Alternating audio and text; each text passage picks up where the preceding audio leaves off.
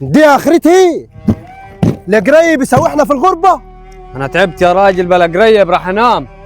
لا روح يا ابوي، ريح لك شوي.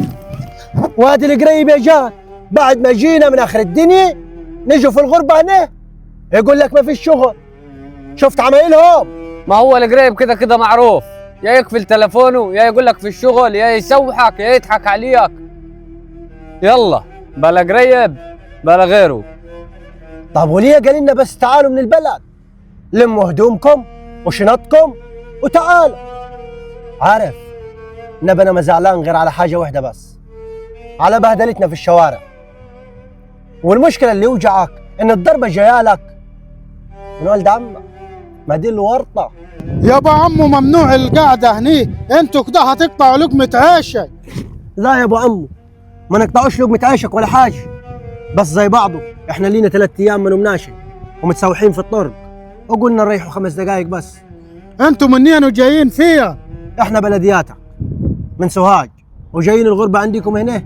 قام ولد عمنا بعد ما وصلني لحد السكن للأسف أتاريه يضحك علينا وسوحنا في الطرق.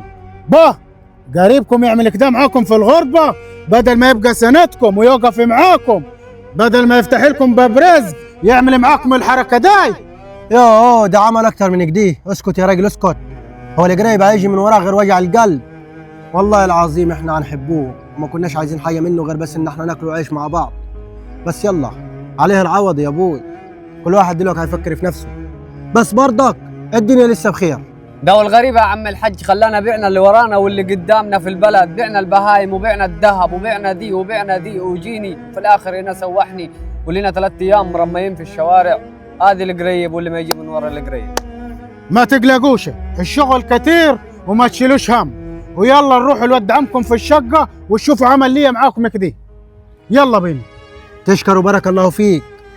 والله صحيح الدنيا لسه بخير. والله كلامك صح.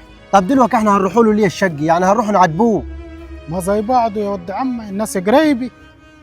خلاص يلا بينا. ايه يا مقاول مالك؟ سيب على الله. على الله يا مؤمن. وبعدين اليومين اللي عدوا دول الجاية مخبطة تخبيطة وحشي شهريا بأكملهم، ما شايفينش في الشغل يوم زين، ولا في البيوت يوم زين، ولا حتى في مشيتنا في الشارع يوم زين. بس بيني وبينك يا مقاول انت عملت غلط من ساعة ما جوا الجماعة دول، لا اعرفهم قرايبك ولا ولاد عمك، وكسرت بخاطرهم ومن ساعتها جايبه ورا. يعني يا مؤمن من ساعة ما جو هم لا من قبليها